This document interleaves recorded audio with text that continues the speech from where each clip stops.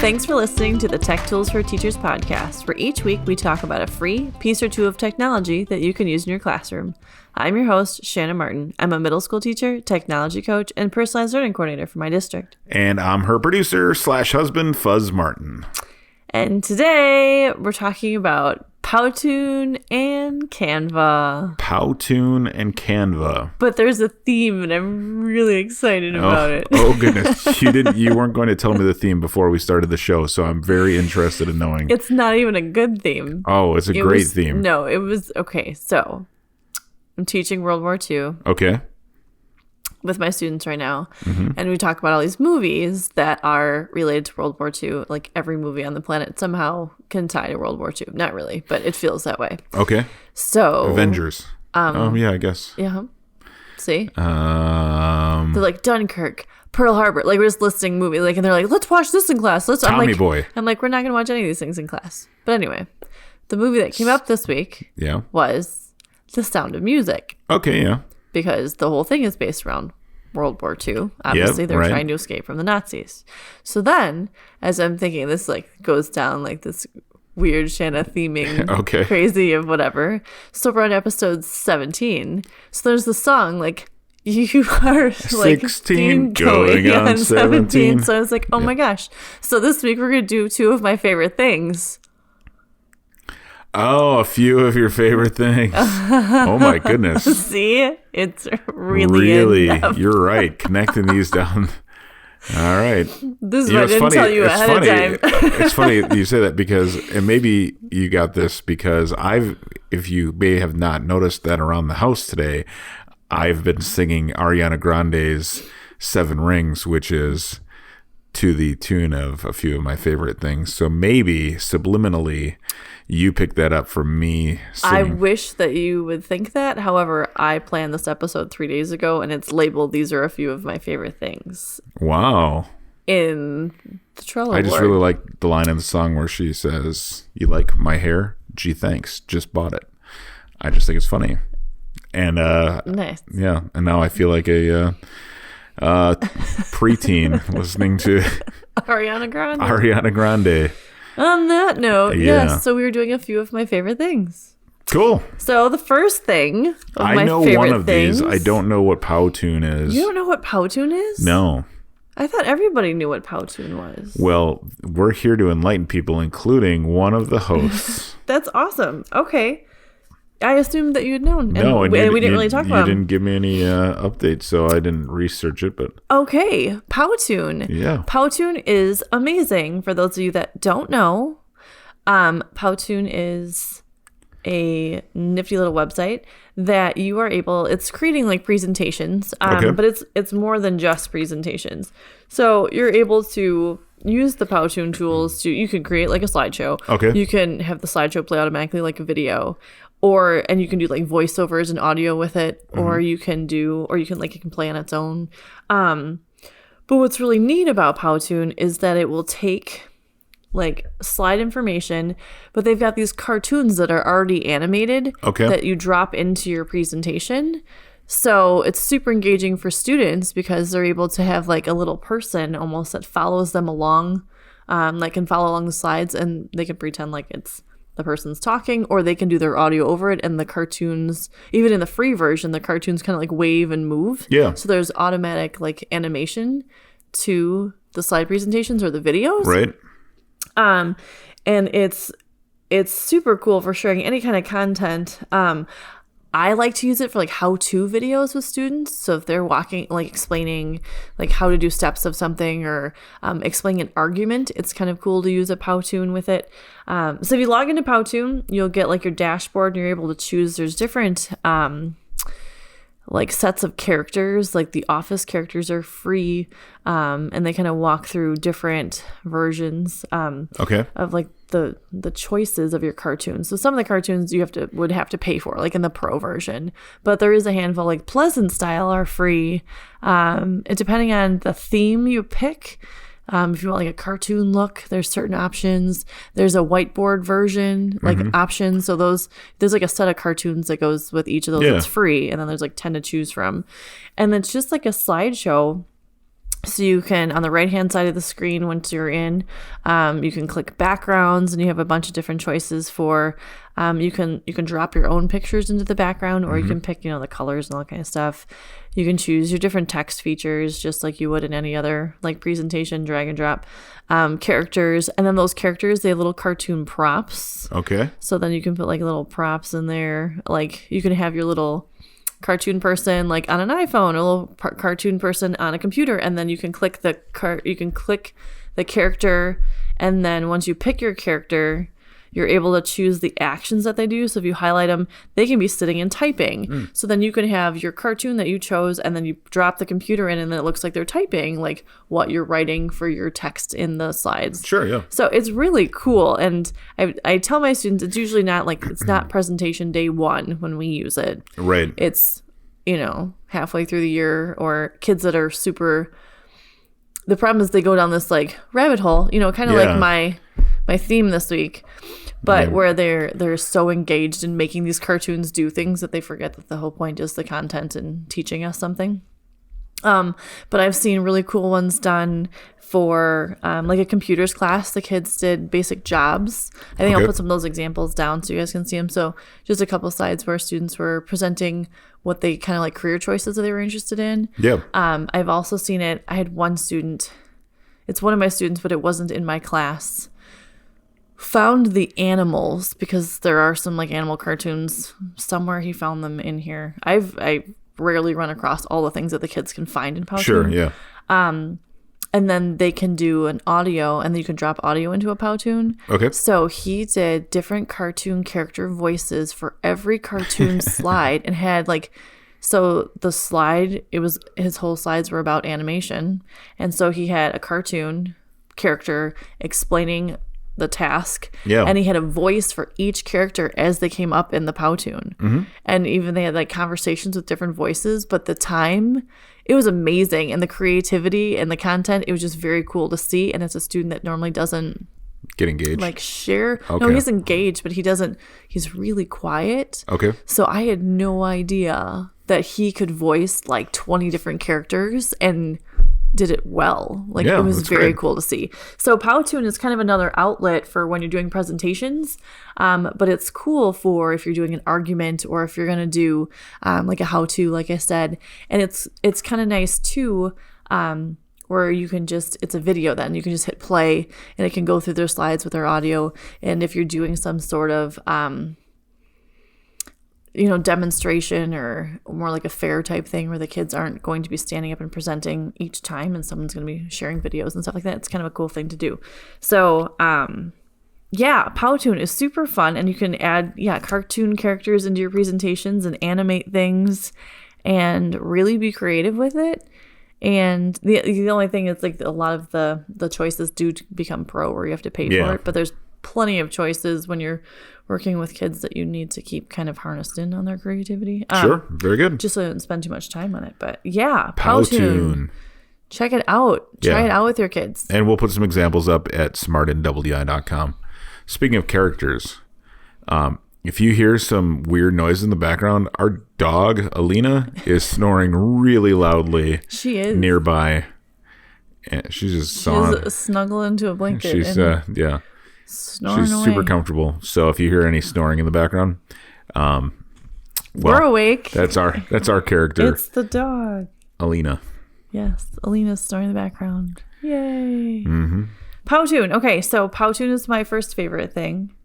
And my second favorite thing, you're actually familiar with. Yep, so we can sing the song. Everyone's going to have it in their head now. When I need pictures. When you need pictures. Well, that's graphics. Canva? We're talking about Canva. Canva is like the go-to, here's everything that you need for creative, pretty pictures to make them look professional very fast. I have, actually my mom's husband said to me, hey, I need to create something. Do I use Photoshop for this design? And I was like, hey, bro, probably don't want to take the time to learn Photoshop. You should just use Canva, because you can do it easily and well. And mostly free. Canva is a really cool, powerful program. Yes, if you haven't tried Canva or you have tried Canva, if you have tried Canva, please share your how you've used it, because I love, there's so many cool ways to use Canva that I always like to hear about how other educators are using Canva. So please shoot us an email, or when I'm posting on Twitter, tell us how you use it too. You'll also see really quick, I have to throw this out there, that when I was screenshotting where it says Fuzz is 40, your birthday party. Yeah, my birthday invite that I created for everybody it was created in Canva. Yeah, that's great. So yeah, birthday invites, sure. And they look really good. You did a good job. Thanks. Thanks Canva. Thanks Canva for super cool birthday invitations that I could email out to people. So Canva, I use it for everything from digital posters to infographics to T-charts to comparisons, like we said, invites. There's 18 million choices of how to use Canva. But if you go into Canva, you log in, it's got Google single sign on. You go to create a design, and then it'll give you all the choices then, because you can go under categories to me, which is so you've got social media, and then under social media you can have an Instagram post and Facebook post, and then you can go to documents, and you can do documents or presentations or letters or letterhead, and then personal, they've got cards and recipe cards and photo books, and then education, you've got yearbooks and worksheets and lesson plans, and I mean you just pick something. As I'm looking now, they even have mind maps, which I feel like I knew, but I haven't looked at those in a while. That's fun. So pick something and then work from it. And I have found that even if the kids will pick some random thing, wedding invitation, and they'll be hey, that's not really what we're doing today, but they can make the wedding invitation look exactly like what we're looking for in class. So you can make adjustments and edit all of these things too as well, which is amazing. So go ahead and pick your design, and once you get in, it's going to be pretty straightforward. On the left hand side, you've got elements. You can pick your template. Make sure you always check that there's free ones versus paid ones. So you just drag and drop your free version over. And once you've done that, then you can edit the text. You can add all the design elements that you want to. You can change backgrounds. One thing we have noticed sometimes, if we're swapping out backgrounds, you have to be aware that students, when they're trying to put pictures into backgrounds, if it's not a picture in a picture spot, it'll set as the whole background. Okay. And then sometimes they get frustrated with that because the template doesn't allow it. So you just have to be aware of templates versus pictures. Sure. So the kids just need to know that, because they'll be it says the whole background picture. I'm like, well, is that the template you picked? And so, well, did you read the directions? Well, they're trying to be creative. They're trying to they're trying to be efficient sometimes, but sure, it doesn't always work to what they're looking for. But you can filter and adjust and crop and do everything that you'd want to. And then you click the share button, and then you can share it with people, share your design. You can set it as can view. You can just copy the link. I have my students you copy the link and then drop it into Google Classroom is how I have them share their Canva work with me.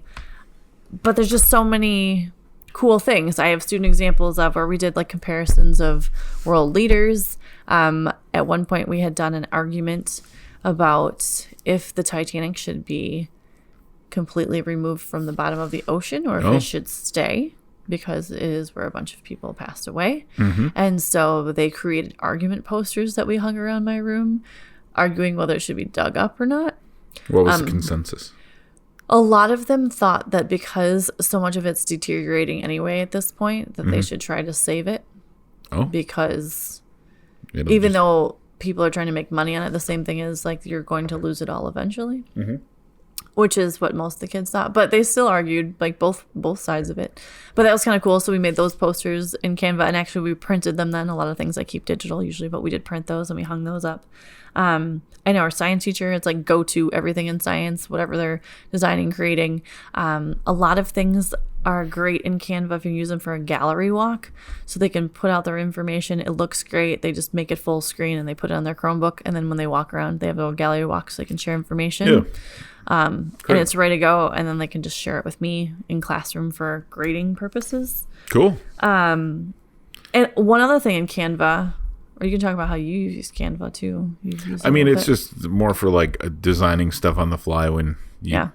don't have, like, for instance, there have been times where I've needed a social media graphic or just wanted something clean but didn't want to start fresh in Photoshop and needed it quickly to present to somebody.